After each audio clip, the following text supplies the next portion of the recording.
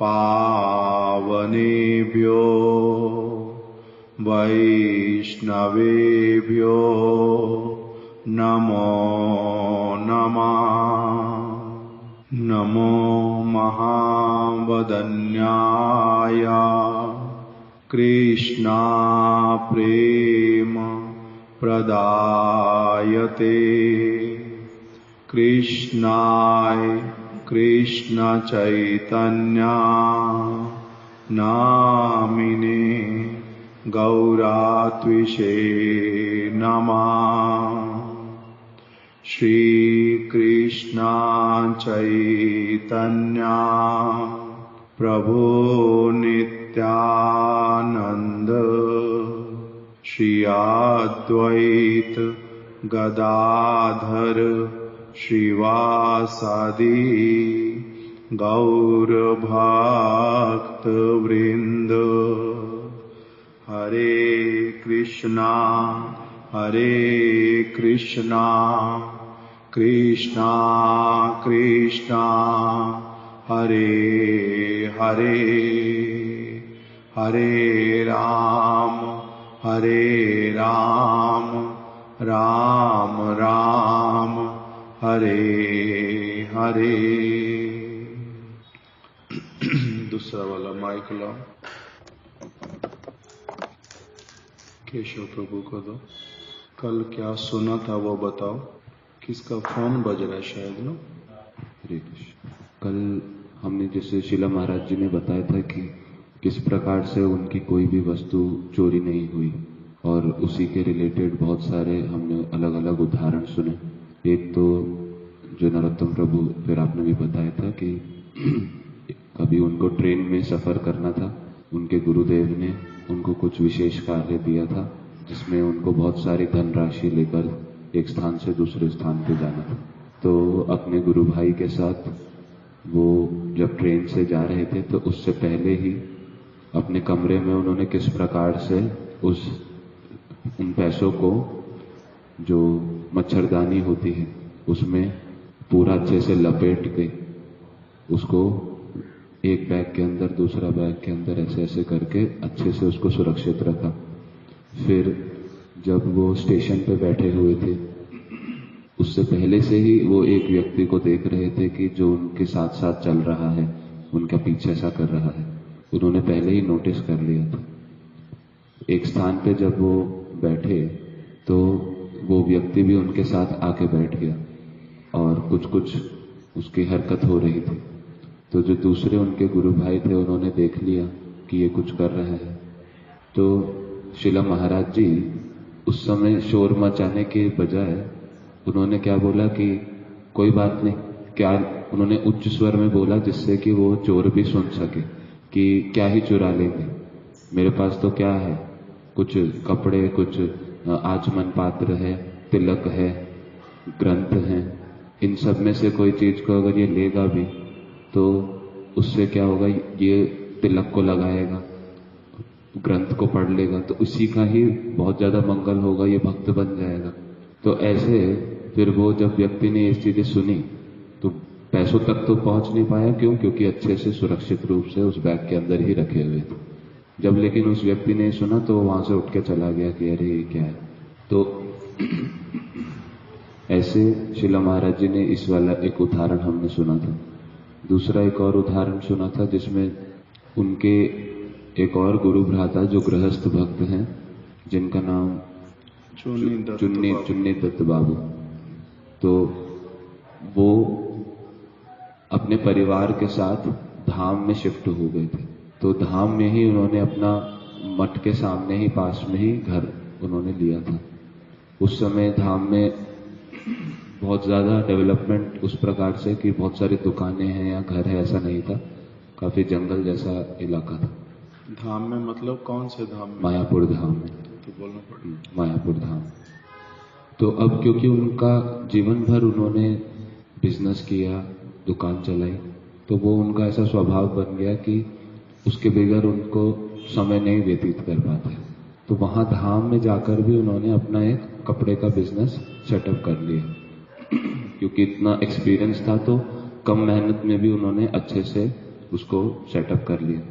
तो जब शिला महाराज जी को ये पता चला तो उन्होंने उनसे ये पूछा कि आपको धाम अपराध के विषय में पता है? कहते थोड़ा थोड़ा मेरे को पता है, लेकिन अधिक रूप से मेरे को ज़्यादा इसकी जानकारी नहीं है। तो धाम में व्यवसाय करना भी एक प्रकार का अपराध में आता है। आप यहाँ धाम में क्यों आए हैं? यहाँ पर आप भगवान का सेवा करने आए हैं, भक्तों का उनसे हरि कथा सुनने आए हैं। यहाँ गंगा है, नित्य प्रति आप स्नान करने आए हैं। अपना अधिकांश समय, अब आपने जीवन भर तो पैसा कमाया, अब ये जो शेष समय बचा है इसको पूर्ण रूप से आप भगवान और उनकी सेवा में ही व्यतीत करना चाहते हैं। तो ऐसी स्थिति में फिर से आप अपने जो पूर्व अभ्यास के कारण ऐसा कार्य क्यों कर रहे हैं?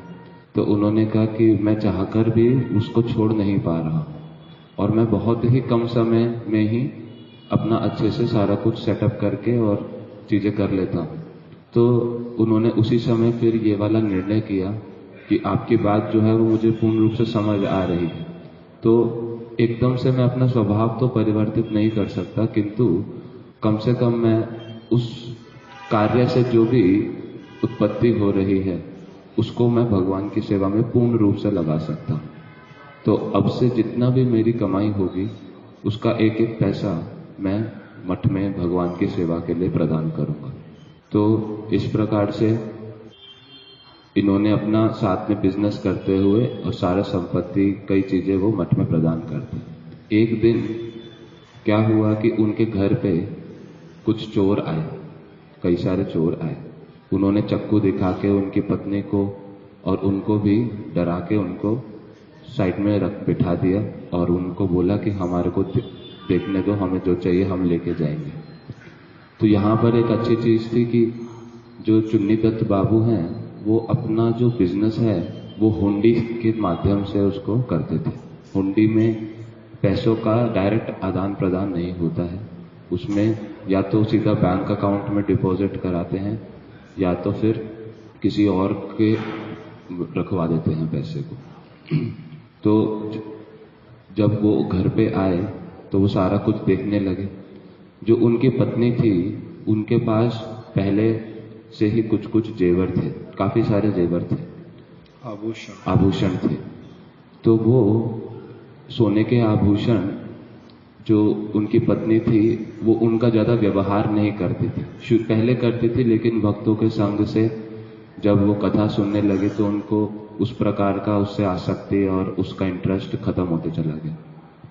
तो फिर उन्होंने वो सारे जो आभूषण हैं अपनी अलमारी में, जितनी भी उनकी साड़ियां हैं उन साड़ियों के बीच में अच्छे से फोल्ड करके रखे हुए थे, एक एक आभूषण अलग अलग साड़ी में।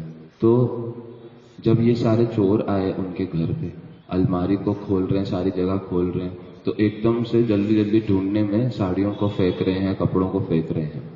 तो फेंकने पर भी क्योंकि वो साड़ी के अंदर सबसे अंदर फोल्ड होके रखा हुआ है, तो फेंकने पर भी उनको वो ना तो बाहर आ रहा है और वो दिख भी नहीं रहा है उनको। तो ऐसे कर करके सारा घर को छानबीन कर लिया, लेकिन उनको कुछ भी नहीं मिला, 1 रुपया भी नहीं मिला। अब अंत में बड़े हताश होकर वो चुन्नी दत्त बाबू और उनकी पत्नी से ही कहते हैं कि तुम तो इतना अच्छा, हमने तुमको रोज देखते हैं, तुम्हारा बिजनेस कितना अच्छा चलता है, आज तो तुम्हारी बहुत सारी बिक्री हुई अलग अलग दुकानों पे, फिर तुम्हारे घर पे कुछ भी नहीं मिला।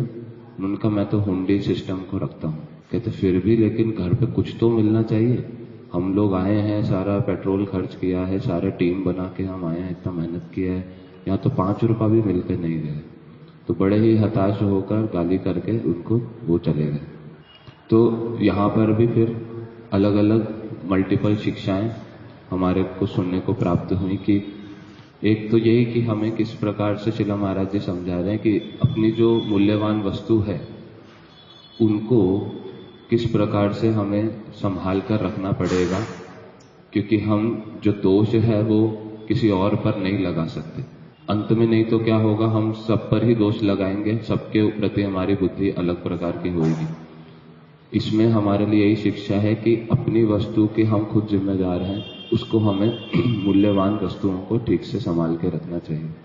दूसरा ये सुना कि जो जिस प्रकार वो आभूषण जिनको वो ढूंढना चाह रहे थे वो उनके बहुत निकट होने पर भी, उस अलमारी में जहां वो ढूंढ रहे थे उसमें खूब सारे आभूषण होने पर भी उसको वो प्राप्त नहीं कर पाए।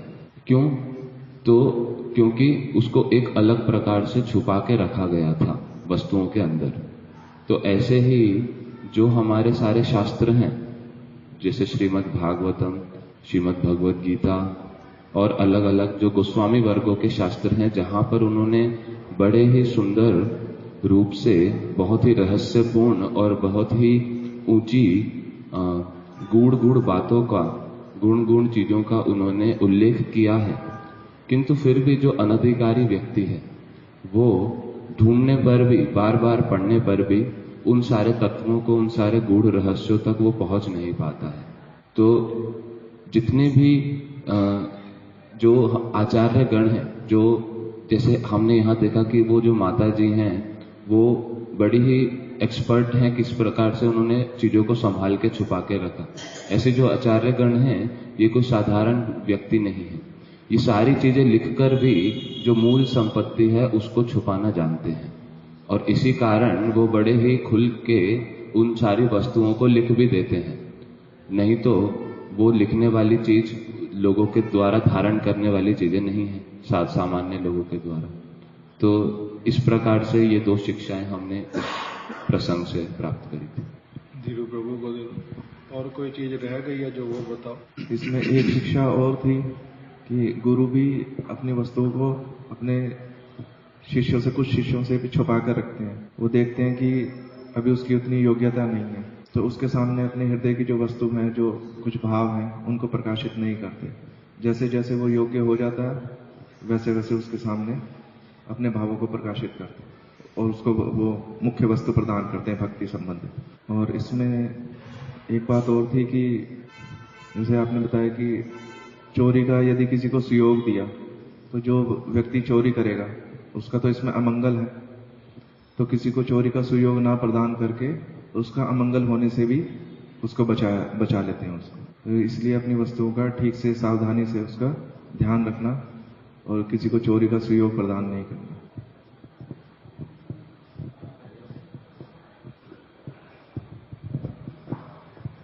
उदाहरण बताया था कि जैसे माता पिता अपनी मूल्य वस्तु को संभाल के रखते हैं चोर से बचाने के लिए भी, और साथ साथ जो उनका पुत्र है या बच्चे हैं उनसे भी छुपा के ही रखते हैं। चोर से तो बचाते ही हैं, और फिर जब वो योग्य हो जाते हैं, अधिकारी होते हैं, तब उनको वो संपत्ति देते हैं। तो उसी प्रकार से गुरु वर्ग है इसमें। तो अभी मुख्य रूप से हम लोगों ने जो कल वाली शिक्षा जो श्रीला महाराज जी की हमने श्रवण की, उसमें क्या विचार आया कि उनके पिताजी ने उनको अच्छी तरह से ये बात समझा दी कि जो अपनी संपत्ति है, जो अपनी वस्तुएं हैं, वो ऐसे ही जिस किसी के सामने खोल करके नहीं रख देना। और दूसरा उसके साथ ही साथ में क्या बतलाया फिर, क्यों नहीं खोल करके रखना है, क्योंकि उस वस्तुओं को कोई भी दुष्ट प्रवृत्ति वाला व्यक्ति चोरी कर सकता है, और चोरी करके वो अपना अमंगल कर सकता है। इसीलिए उसको चोरी करने का सुयोग नहीं देना। अपनी वस्तुएं, मूल्यवान वस्तुएं ऐसे ही जिस किसी को नहीं दिखाना, और अनजान व्यक्ति के साथ में घुल मिल करके बातें नहीं करना। अनजान व्यक्ति क्या करते हैं, घुल मिल करके बातें करते हैं और फिर उसी का ही लाभ उठाते हैं। अनजान व्यक्ति आपके बातों में पहले उलझाएंगे, बातें पूछेंगे, कुछ ना कुछ करेंगे और फिर आपको ही परेशानी में डाल करके चले जाएंगे।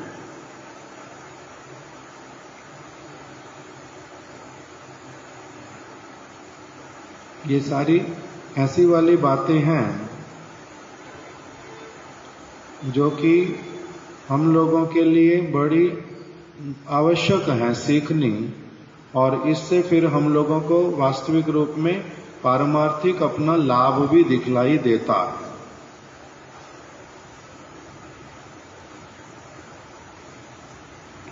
पारमार्थिक लाभ भी दिखाई देता है।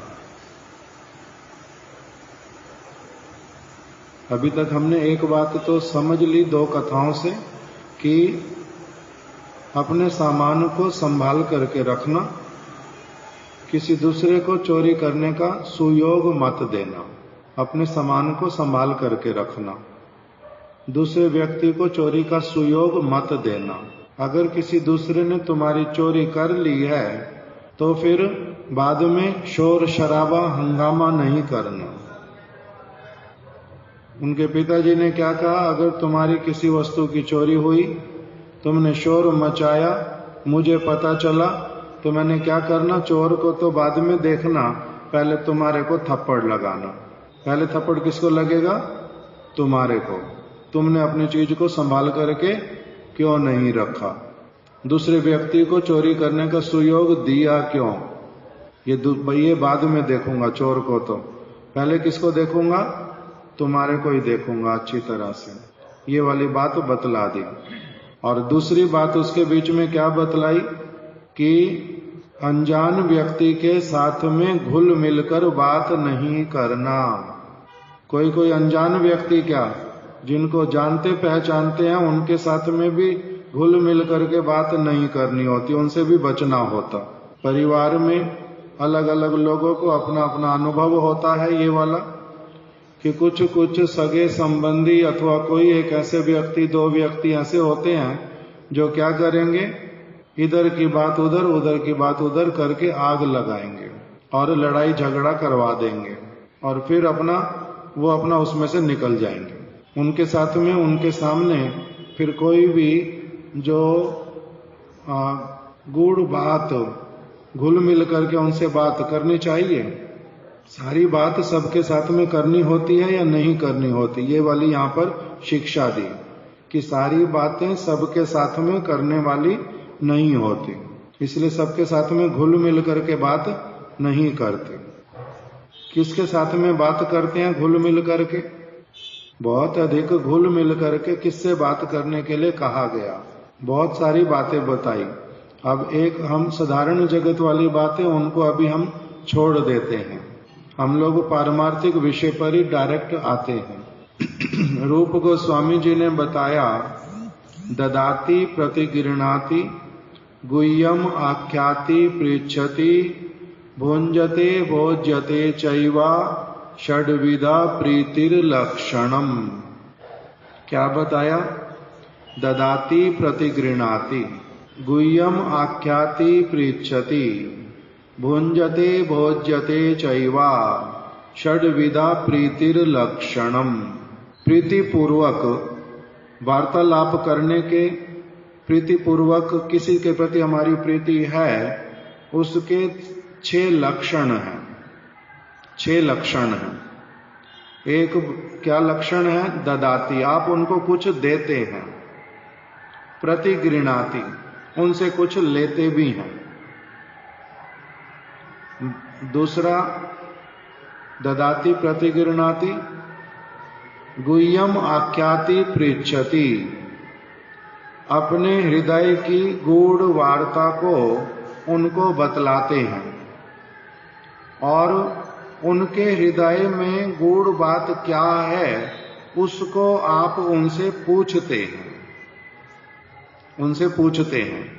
जैसे पहले तीसरा बता देता हूं। तीसरी बात क्या बोली? भुंजते भोज्यते चैवा, भोजन करना, भोजन कराना। षड्विधा प्रीतिर लक्षणम, ये 6 क्या है? प्रीति के लक्षण है।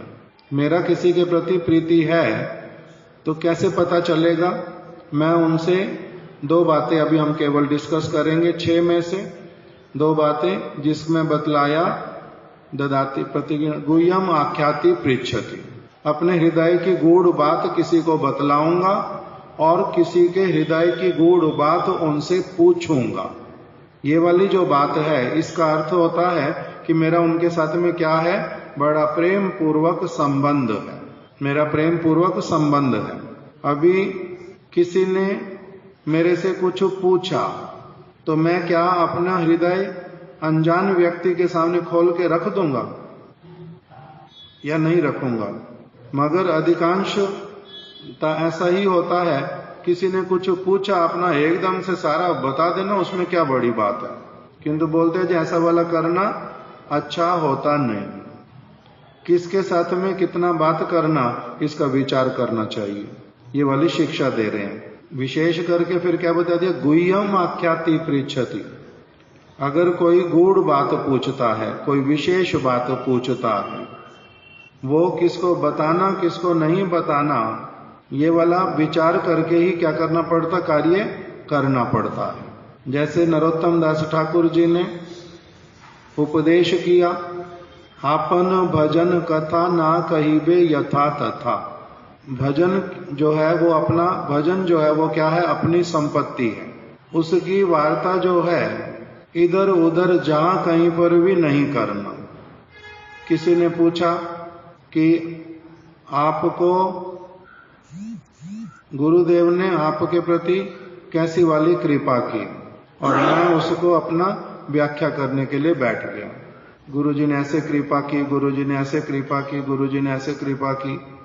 तो बोलते ये सारी बातें तो बोलने की होती नहीं, ये सारी बातें किसी को बोलते नहीं है।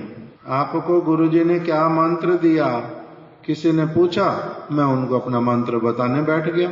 मंत्र नहीं बताया, मंत्र का अर्थ बता दिया। तो कहते हैं इस तरह से तो करना निषेध है। आपन भजन कथा ना कहिबे यथा तथा।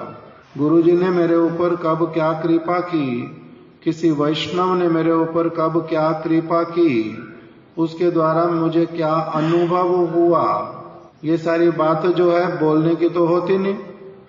आप कितना हरि नाम करते हैं, आप हरि नाम करते समय आपके हृदय में क्या क्या चलता है। आपको रोना आता है, आपको कृष्ण से विरह होता है।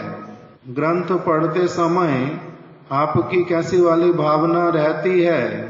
अनेक अनेक जो ये प्रश्न, इसका कोई भी व्यक्ति पूछेगा, उनके साथ में उसी प्रकार से वार्तालाप करने बैठ जाएंगे तो कहते हैं तो अच्छा बात नहीं है, अच्छी बात नहीं है। तो इसीलिए जो जिसके साथ में जितनी घुल मिल करके बात करनी आवश्यक, उसके साथ में उतनी घुल मिल करके ही बात करनी होती, उससे अधिक नहीं करनी होती। इसको उदाहरण कुछ समझ एकदम से मन में नहीं आ रहा। जैसे श्री चैतन्य महाप्रभु जगन्नाथपुरी में है, उनके वहीं जगन्नाथपुरी में एक व्यक्ति आ गए जिनका नाम रामचंद्र पुरी। वो रामचंद्र पुरी जो हैं वो क्या करते हैं, ऐसे श्री चैतन्य महाप्रभु के गुरु जी के गुरु भाई हैं, बड़े हैं, आयु में बड़े हैं और गुरु जी के गुरु भाई हैं। किंतु गुरु जी के गुरु भाई होने पर भी स्वभाव से बड़े दुर्दांत हैं। दुर्दांत मतलब स्वभाव से बड़े खराब, भीतर में महादुष्ट, उस प्रकार के हैं। और क्या करेंगे, अभी सारे लोग प्रसाद पाएंगे तो इनको बोलते हैं आप बड़े हैं, आप प्रसाद पालो। तो ऐसे वाला परेशानी करेंगे कि प्रसाद पाने बैठेंगे नहीं। बोलते मैं प्रसाद दूंगा आप सब लोगों को, पहले मैं अपने हाथ से आप लोगों को प्रसाद पवाऊंगा। तो ये तो अच्छी भावना दिखाई दे रही है। किंतु क्या करते हैं, प्रसाद पहले जबरदस्ती ज्यादा करके सबको देंगे और बार बार देंगे। और इसके द्वारा दो काम खराब करते हैं, दो तरफ से। एक क्या करते हैं कि आज सारा प्रसाद जो है ये किसने इकट्ठा किया है, मान लो अद्वैताचार्य प्रभु ने इकट्ठा किया, तो आज सबको ऐसे प्रसाद दे करके पहले से खत्म कर दूंगा, कुछ लोगों को मिलेगा नहीं, अद्वैताचार्य प्रभु का नाम खराब होएगा। क्या होना चाहिए, इसने प्रसाद का अच्छे से व्यवस्था नहीं किया। क्या पड़ गया, बुलाया सबको और प्रसाद क्या कर दिया, कम हो गया। इसलिए क्या करो, जबरदस्ती करके, चाहे फेंकेगा भी, पता भी चल रहा है नहीं खा पाएगा, फेंकेगा, किंतु तब भी बहुत सारा करके उसके पतल में डाल ही दो, जैसे जैसे करके। इससे क्या होएगा? अद्वैताचार्य प्रभु का नाम खराब होएगा। सारे बोलेंगे बुलाया, निमंत्रण किया, ठीक से प्रसाद दिया नहीं, कम हो गया प्रसाद। एक ये वाली दुर्भावना। और दूसरा फिर क्या करते हैं, जिसने इनके कहने पर अधिक अधिक ले लिया, बाद में फिर क्या करेंगे? अधिक अधिक ले लिया तो जैसे कैसे करके उन्होंने खा लिया। अभी ये जाकर के जगह जगह बोलते, तुम्हें पता है ये कितना खाने वाला व्यक्ति है भाई, इतना खा गया, इतना खा गया, मैंने उसको अपने हाथ से दिया है, मैंने देखा है, मुझे पता है कितना कितना खा गया ये। उस तरह से भी फिर क्या करते हैं, बोलते रहते सर्वत्र। चैतन्य महाप्रभु ने क्या किया, उनकी बातें इस प्रकार की अलग अलग लोगों से सुन करके उन्होंने अपना जितना वो खाते थे, उस समय पैसा निर्धारित होता था कि जगन्नाथ जी का 5 आने का पैसा, 5 आने में जितना प्रसाद मिलेगा उतना लेके आना है। तो महाप्रभु ने बोला जो आज से 2.5 आने का प्रसाद पाऊंगा, 5 आने का प्रसाद लाना नहीं, 5 आने का प्रसाद लाना नहीं। मैंने कितने वाला लेना? 2.5 आने का लेना। तो उसके बाद में फिर अब भक्त लोग चैतन्य महाप्रभु को बोलते हैं कि प्रभु आपने ऐसे वाला क्यों करना, आप 5 आने वाला ही प्रसाद पाएंगे जैसे हर रोज पाते हैं। महाप्रभु क्या कहते हैं, मैंने कितने वाला लेना? 2.5 आने वाला लेना, मैंने 2.5 आने वाला लेना। भक्त लोग दुखी होते हैं और वो क्या कहते हैं चैतन्य महाप्रभु को कि प्रभु आप तो जानते हो रामचंद्र प्रभु तो अच्छा व्यक्ति नहीं है, रामचंद्र पुरी ये तो अच्छा व्यक्ति नहीं है, ये तो दुष्ट है भीतर में से, ये तो निंदुक है, इनको तो इनके गुरुजी ने भी क्या किया था, अपने यहां से निकाल फेंका था, ये तो वैष्णव अपराधी है, गुरु अपराधी है, दुष्ट है, ये तो इसकी भावना अच्छी नहीं। आप तो जानते हैं सारी चीजें, फिर भी आप इनकी बात मान के आधा भोजन क्यों करोगे? वो लोग प्रश्न करते हैं। महाप्रभु उत्तर क्या देते हैं? महाप्रभु कहते हैं कि वो हमसे बड़े हैं, इसीलिए मैं क्या करूंगा, वो जो बात बोल रहे हैं ठीक ही बोल रहे हैं कि हम इतना अधिक अगर खाएंगे तो भगवान का भजन कैसे करेंगे। क्योंकि रामचंद्र पुरी क्या बोलता है कि इतना खाने के बाद में इनका इंद्रियों के ऊपर वश कैसे होएगा। ये रात्रि के समय में व्यभिचार करते होंगे अकेले रह करके, इनके चित्त में स्त्रियों का इधर उधर घूर्णन होता होगा, क्योंकि 3 चीजें बतलाई एक साथ में जुड़ी हुई। मुख भोजन करना करेगा व्यक्ति, फिर दूसरा उदर, उसमें क्या होगा, बहुत अधिक उसको भर लेगा व्यक्ति, और फिर उपस्थ, उपस्थ का मतलब होता कि लिंग इत्यादि, ये तीनों शरीर में एक साथ में इनका संबंध है। बहुत अधिक गरिष्ठ भोजन करेगा, बहुत अधिक कुछ खाएगा, पेट में वो अधिक समय तक पचने में समय लेगा, अलग अलग चीजें होंगी और उसके द्वारा उपस्थ इत्यादि में विकार आएगा, काम भावना इत्यादि जागृत होएगी। ये सारा कुछ बतलाया। तो इसलिए कहा कि वो तो ठीक ही बोलते हैं, गलत कहाँ बोलते हैं, और हमें इस विषय में विचार करना ही चाहिए। तो महाप्रभु अभी ये वाली बात बोलते हैं। भक्त लोग क्या बोल रहे हैं, दूसरी बात। भक्त बोल रहे हैं उसकी बात क्यों सुननी हमने, महाप्रभु कह रहे हैं हमने सुननी, महाप्रभु कह रहे हैं हमने सुननी। एक दिन महाप्रभु के पास में वो आ गए रामचंद्र पुरी, महाप्रभु के घर के भीतर अभी गए नहीं, किंतु महाप्रभु की खिड़की खुली हुई है, दरवाजा भी खुला हुआ, और ये महाप्रभु के साक्षात सामने तो नहीं है, बिल्कुल निकट में है। वहां पर उन्होंने देखा स्वाभाविक रूप में चींटियां जो हैं चल रही थी। तो एकदम से उन्होंने कहा कि ओ आज मैंने पकड़ लिया, आज मैंने पकड़ लिया। किसको? चैतन्य गोसाई को। ये क्या करते होंगे? ऐसे तो मैंने सुना कि ये हर अपने पास में खाने का कोई सामान रखते नहीं, ये संग्रह करके नहीं रखते हैं। ये तो प्रत्येक दिन अलग अलग स्थान पर जो निमंत्रण करता है उसके यहाँ भोजन कर लेते हैं उसी तरह से चलते हैं, सन्यासी हैं। किंतु आज ये पकड़ में आ गए, इनके घर के पास में चींटियां चल रही हैं सारी।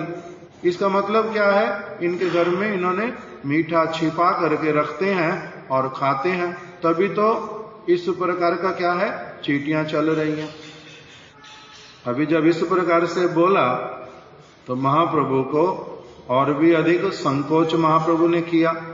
महाप्रभु ने संकोच किया और क्या कर दिया, अभी जितना भोजन लेते थे, जितने पैसे वाला, उसका और आधा कर दिया कि मैंने नहीं लेना।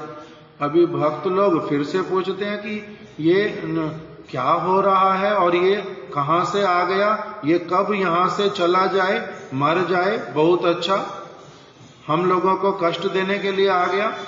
हम लोग इतना आनंद में अपना रह रहे थे, हमारा विषय था सब समय भगवान की कथा कीर्तन, चैतन्य महाप्रभु का संकीर्तन, नृत्य करना, गान करना, भागवत के श्लोक सुनाना, कितने अच्छे अच्छे हम लोगों का ध्यान जो है पूरी तरह से बड़ी दूसरी वस्तुओं में था। हमारा ध्यान था दूसरे जगत में, और इसने आकर के थोड़े ही दिनों में बीच में ये इसने क्या उत्पात खड़ा कर दिया। कभी कुछ कभी कुछ कभी कुछ, जबरदस्ती प्रसाद देगा, बैठेगा नहीं प्रसाद पाने के लिए, बाद में बोलेगा इतना खा गए, बाद में इसने कम प्रसाद बनवाया था, इसने ये मिठाई ज्यादा खाते हैं, ये साधु हैं, ये क्या करते हैं, ये तो विषय कुछ और लेकर के आ गया पूरी तरह से बीच में। ये व्यक्ति अगर चला जाए बहुत अच्छा, ये व्यक्ति मर जाए बहुत अच्छा, सारे उस प्रकार की कामना करते। अभी सारे लोगों की बात जानने पर भी श्री चैतन्य महाप्रभु इस प्रकार की किसी से कोई वार्तालाप नहीं करते ही नहीं। क्यों नहीं करते? क्यों नहीं कर रहे? क्योंकि सारी बात सबके साथ नहीं की जा सकती। उनकी अपनी पोजीशन है, उनका अपना स्वभाव है, उनका अपना मन के भीतर में एक दायित्व बोध है। मैं किसी के विषय में कुछ भी बात बोलूंगा, इसके द्वारा दूसरा व्यक्ति क्या शिक्षा लेगा, मेरे को इस प्रकार की परिस्थितियों में कैसा सहनशील होना चाहिए। अगर मैं भी इन लोगों की तरह ही बोलने लग जाऊंगा तो फिर जो मेरा और इनका अंतर वो कहाँ रहेगा। ये जो सारी बातें ये क्या बतला रही हैं कि जो बातें सारे लोगों को समझ आ रही हैं, चैतन्य महाप्रभु को समझ नहीं आती, न समझ आती हैं। रामचंद्रपुरी की सारी बातें जो बाकी भक्त लोग हैं उनको अगर समझ आती हैं तो चैतन्य महाप्रभु को समझ आती ना नहीं आती। किंतु तब भी वो ना तो उस विषय में किसी से वार्तालाप करते हैं, ना किसी को स्कोप देते हैं कि कोई रामचंद्रपुरी की बात उनके सामने अधिक करे भी, और रामचंद्रपुरी के आने पर उसका सम्मान भी कर देते हैं, और उसको क्या करते हैं कि जैसे बस सम्मान प्राप्त करके अगर प्रसन्न है तो वो दे करके इनका छुटकारा करो। तो इस प्रकार की जो सारी चीजें, इसमें क्या आ रहा है, सबको अपने सारे हृदय की बात बतला देनी। महाप्रभु कोई बात स्वरूप दामोदर के साथ में भी नहीं कर रहे ऐसी वाली। क्यों? क्योंकि जो अधिकारी व्यक्ति वो बिना बात किए भी अपनी आप से समझ लेता है। स्वरूप दामोदर गोस्वामी जी को ये बातें बोलने की, पूछने की, करने की आवश्यकता नहीं पड़ी। वो समझ रहे हैं कि बोलने से भी वो बात अपने हृदय वाली बतलाएंगे नहीं बतलाने पर भी उनके हृदय में क्या है वो भी मुझे पता है। सारी बात उनसे कहलवानी है या उनके साथ करनी है इसकी आवश्यकता नहीं है। ये सारी चीजों को वो क्या करते हैं, अच्छी तरह से जानते हैं। तो इसलिए क्या आ गया कि एक तरफ से था हमारी भजन वाली बातें कि हम क्या करेंगे, सबके साथ करेंगे बैठ करके, नहीं करेंगे। दूसरी तरफ से इस प्रकार की बातें भी सबके साथ बैठ करके करेंगे या किसी एक के साथ में भी करेंगे, ऐसा कुछ आवश्यक नहीं है। समझ आ रही है बात? एक ऐसे उन्होंने तो उनके पिताजी ने, महाराज जी के पिताजी ने तो साधारण उनको नियम बतलाया, जगत वाली बात करके, इतना डीपली पारमार्थिक बतलाया नहीं, किंतु महाराज जी इस प्रकार की चीजें अपने जीवन में उन्होंने बचपन से जो सीखी और फिर गुरु वर्गों के साथ में सीखी, फिर जब शास्त्र जब पढ़ते हैं उसी चीज को इस तरह से वर्णन करते हैं कि पिताजी ने क्या कहा था। उन्होंने कहा था कि देखो, सबके साथ में घुल मिल करके बातें नहीं करते, सबको सब बात नहीं बतलाते, कुछ बातें ऐसी होती हैं जिनको अपने हृदय में ही रखना सीखना पड़ता है।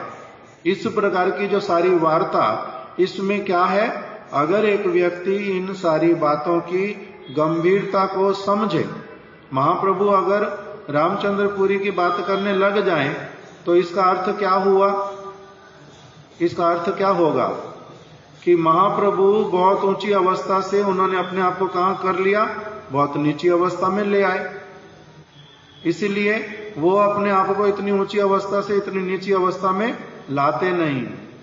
इसके लिए महाराज जी क्या उदाहरण देते थे, इसके लिए महाराज जी उदाहरण देते थे कि सब व्यक्तियों को, किसी को भी कोई तुम्हारा प्रतिपक्ष बनने के लिए आया और तुमने उसको अपना प्रतिपक्ष बना लिया, ये अच्छी बात नहीं होती।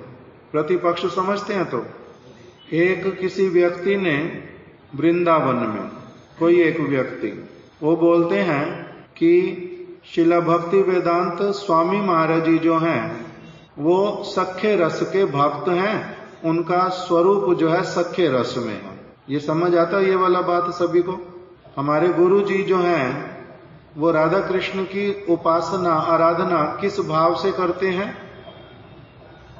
हमारे गुरु जी राधा कृष्ण की उपासक है ना, या कि कृष्ण सुदाम और मधुमंगल, कृष्ण सुबल इत्यादि के उपासक हैं। किसके उपासक है हमारे गुरुदेव?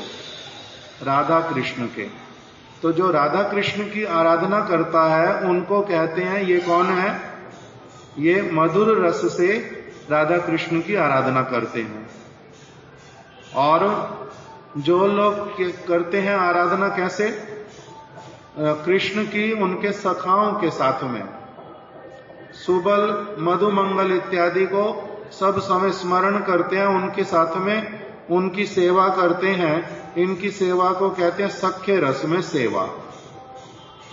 तो कोई एक भक्त गौड़िया वैष्णव वो क्या कहते हैं, क्योंकि कुछ और लोग भी ऐसा कहते थे, पुराने लोग भी कुछ कहते थे, अपनी समझ के अनुसार उन्होंने क्या देखा कि शिला स्वामी महाराज जी ने वृंदावन में कृष्ण और बलराम की स्थापना की, कृष्ण बलराम की पूजा की। उनके यहाँ पर 3 मंदिर हैं एक साथ में, एक में गौर नित्यानंद प्रभु, दूसरे वाले प्रकोष्ठ में कृष्ण बलराम, तीसरे वाले प्रकोष्ठ में राधा कृष्ण ललिता विशाखा, है ना। ऐसे 3 मंदिर है ना वहां पर एक साथ में। तो बीच में किसको रखा, बीच में कौन है, कृष्ण बलराम। तो जो प्रधान है वो क्या दिखाई देंगे, बीच में दिखाई देंगे। और शिला स्वामी महाराज जी उनकी आरती जब उतारते हैं 3 पुजारी एक साथ में, तो एक पुजारी करता है गौर नित्यानंद का, दूसरा पुजारी करता है राधा कृष्ण का आराधना। वो स्वयं किसकी पूजा करते हैं, आरती उतारते हैं कृष्ण बलराम की। स्थान उन्होंने कहां पर लिया वृंदावन में, रमण रेती। उस जगह का नाम वृंदावन में क्या है, रमण रेती। वो कृष्ण के सखाओं का स्थान, कृष्ण की गैयाओं को चराने का स्थान। तो स्थान लिया कहां पर, रमण रेती में। विग्रह किसके स्थापना किए, कृष्ण बलराम के। पूजा किसकी करते हैं, स्वयं कृष्ण बलराम की। तो इसलिए इससे क्या अनुमान लगता है कि उनका जो सख्य रस में उनका उपासना है। इस प्रकार की बात कुछ लोग बोलते थे, सख्य रस में उनका उपासना है।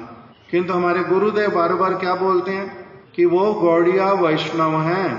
गौड़िया वैष्णव चैतन्य महाप्रभु के भक्त, वो क्या करते हैं, राधा कृष्ण की आराधना करते हैं। वो गोपियों के जैसे कृष्ण की आराधना करते हैं। उनका जो स्वरूप है अधिकांशता सभी का वो कैसे वाला है? मधुर रस में राधा कृष्ण की सेवा करने वाला। तो इसीलिए स्वामी महाराज जी जो हैं वो कौन है? मधुर रस के भक्त हैं। वो रूपानुग वैष्णव है, रूप मंजरी के अनुगत्य में सेवा करते हैं। इस प्रकार की सारी बात कि केवल मात्र कृष्ण बलराम मंदिर का नाम रखने से, वहां जगह लेने से ऐसे वाले हो गए। जगह उनको मिली वहीं पर। अगर गुरुदेव को मथुरा में जगह मिली, परम गुरुदेव को, तो इसका मतलब परम गुरुदेव जो हैं वो मथुराधीश कृष्ण के आराधक हो गए? नहीं, जगह मिली कहां पर? ये एक बाहरी दृष्टिकोण है। रमण रेती में जगह मिली, उसकी उल्टा स्मृति रखने के लिए कि जैसे हमारे परम गुरुदेव ने देवानंद गौड़िया मठ में किसका स्थापना किया है?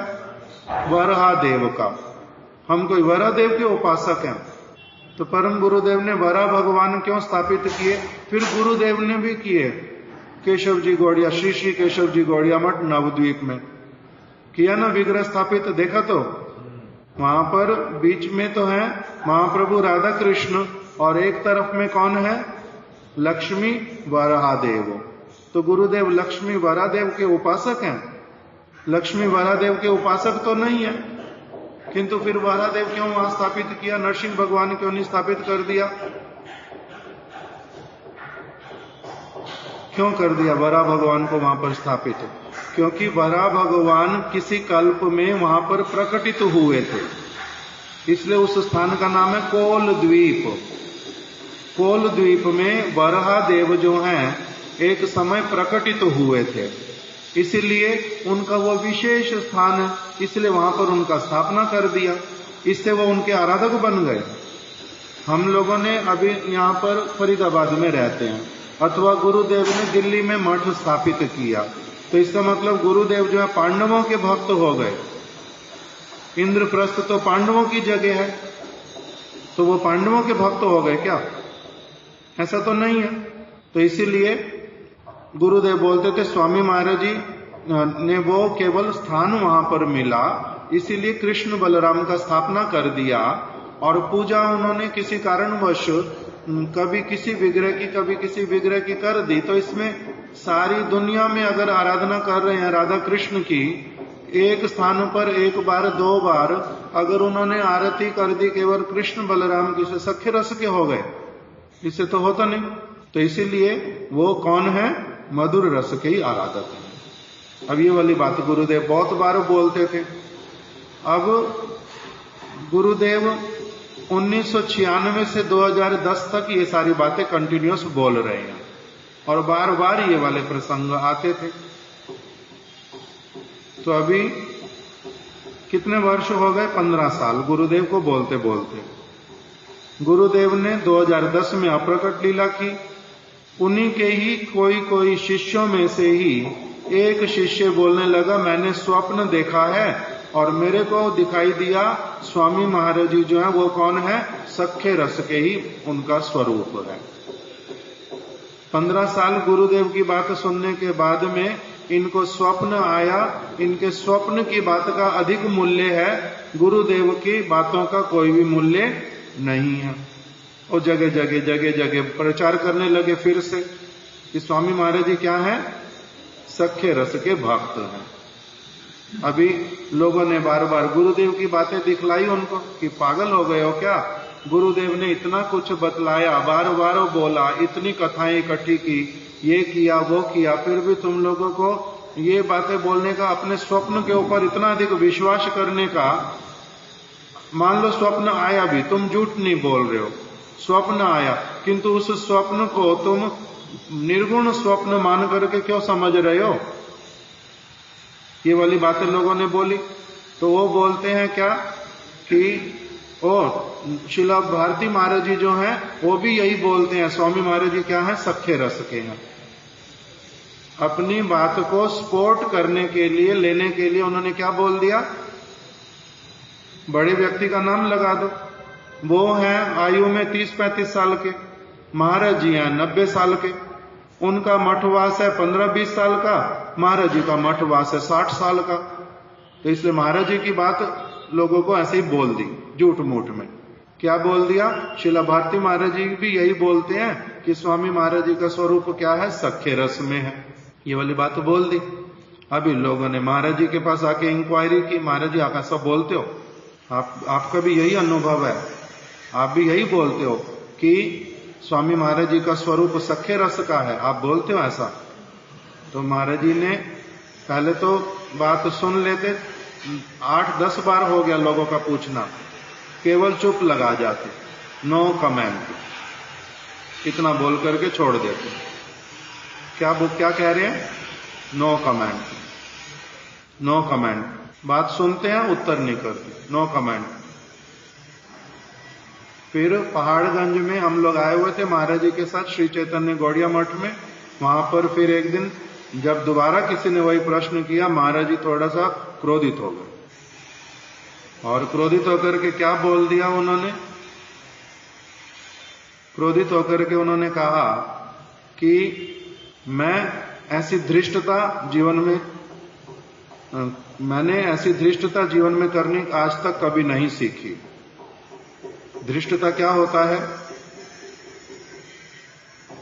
ऐसे वाली गलत बात, ऐसे वाला गलत आचरण, ऐसे वाला मर्यादा का लंघन मैंने आज तक ऐसा करना नहीं सीखा। मैंने धृष्टता करना नहीं सीखा।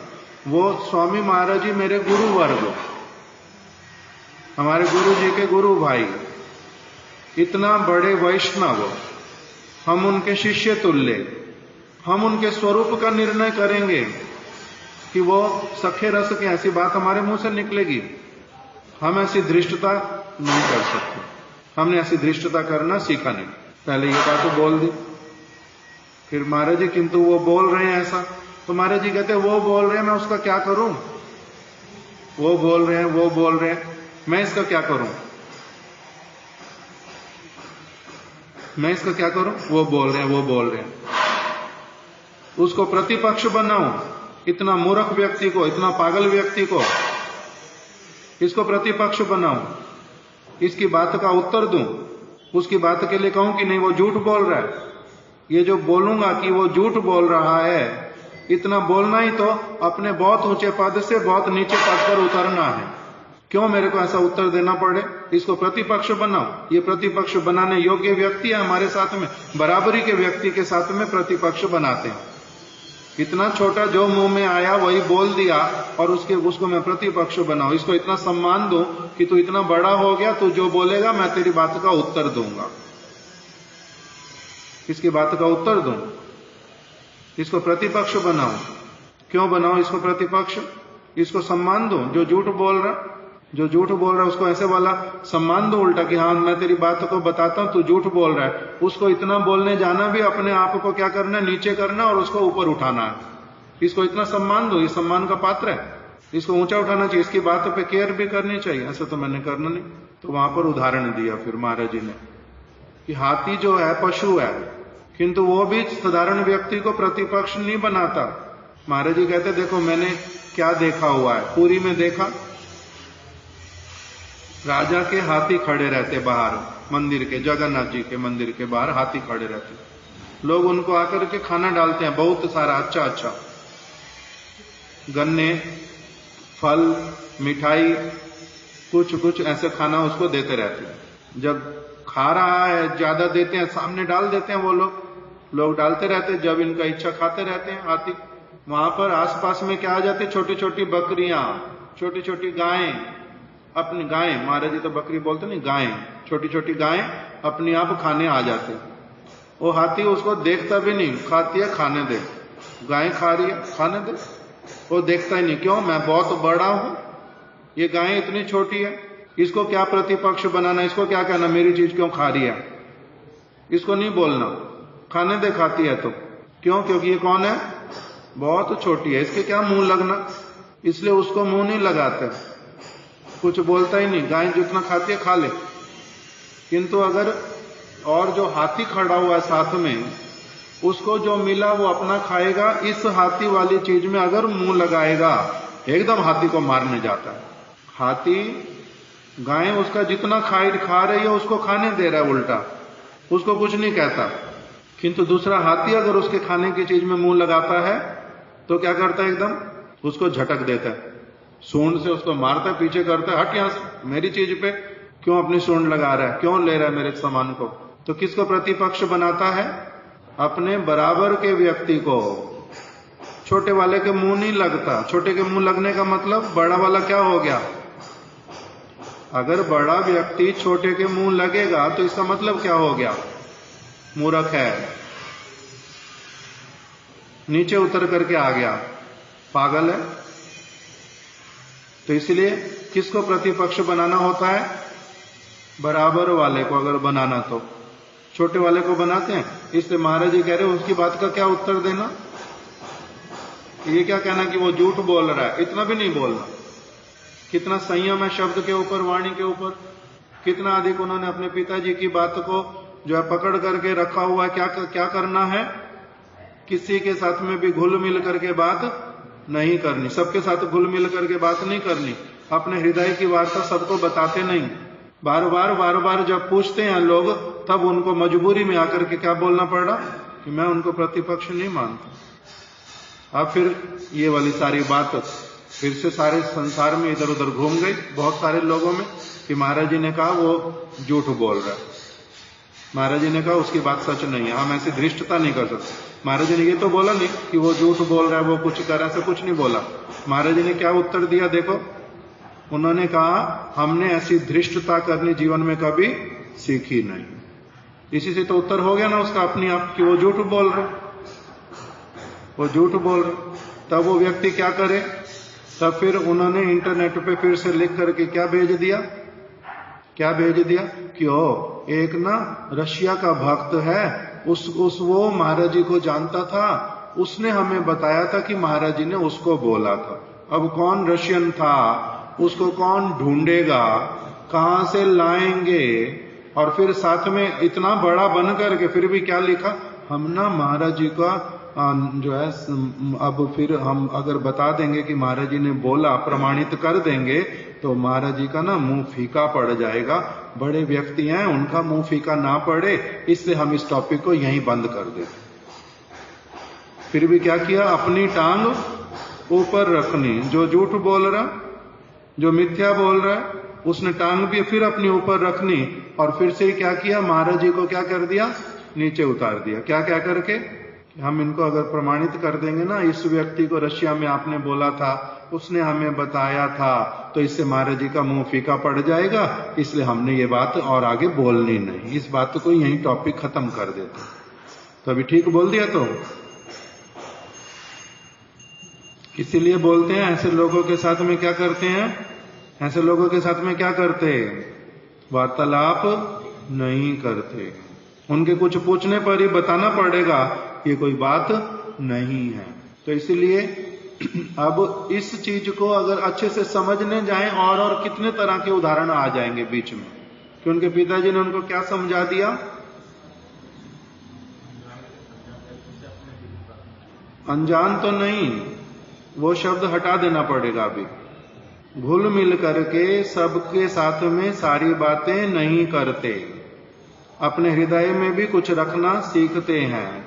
कहां पर कौन सी बात किसके साथ में कितनी करनी, अगर एक व्यक्ति इस चीज को अच्छी तरह से पकड़ ले तो उसके लिए क्या हो जाता है? बहुत सारी वस्तुएं सुविधाजनक और शांतिपूर्ण हो जाती। महाराज जी को लोग आकर के बार बार पूछते हैं, इसलिए उनको बोलना पड़ा, नहीं तो कितनी बार तो क्या बोल दिया? No comment, no comment. महाराज जी के एक गुरु भाई, उनका नाम अनिरुद्ध प्रभु, वो अब मैं तो उनको अधिक जानता नहीं हूं, जानता हूं मगर नहीं भी जानता। लोग बोलते हैं जो वो 5 लाख नाम करते, कोई कुछ महाराज जी को आके बोलता, कोई कुछ आकर के बोलता, उनके बारे में अलग अलग लोग कुछ कुछ पूछते महाराज जी से। तो महाराज जी ने वो वहां पर भी वही पॉलिसी बना करके रखी, उनकी बात कोई भी पूछे महाराज जी कहते हैं नो कमेंट। क्या उत्तर है? महाराज जी सच में ऐसा कर पाते हैं? महाराज जी वो मैंने सुना ऐसा है, मैंने सुना। महाराज जी कहते तुमने सुना, तुम जो भी सुना, जो भी समझा, मेरे से बार बार आके पूछोगे और मेरे को हर चीज का उत्तर देना, ये क्या बात हुई? नो कमेंट, बात ही नहीं करनी, नो कमेंट। फिर किसी दिन सिर्फ और सिर्फ बार बार जब अलग अलग जगह पूछते हैं, तब किसी दिन एक दिन बोल दिया, किसी एक दिन बोल दिया कि वो हरिदास ठाकुर से भी बड़ा हो गया। संभव है? हरिदास ठाकुर 24 घंटे में 3 लाख नाम कर पाते और निरंतर करते रहते हैं। वो उनसे भी आगे निकल गया, बहुत बड़ा हो गया। ये बात तो बोल दी। तो इस प्रकार से कभी कोई बात बहुत आवश्यक होती, किसी के बहुत सिंसियरली पूछने पर, किसी को सच में निकट का जान के उनको तो बोल देते। बहुत सारे लोगों के लिए नो कमेंट, ये टॉपिक की बात नहीं करनी, दूसरी कोई बात करो। क्यों? क्योंकि सबके साथ में सब बात करनी नहीं। इस प्रकार की बात आज हम लोगों ने सुनी, अभी यहीं तक रख देते, कल इसको आगे श्रवण करेंगे। वांछा कल्पतरुभ्यश्च कृपा सिंधुभ्य एव च पतितानां पावनेभ्यो वैष्णवेभ्यो नमो नमः।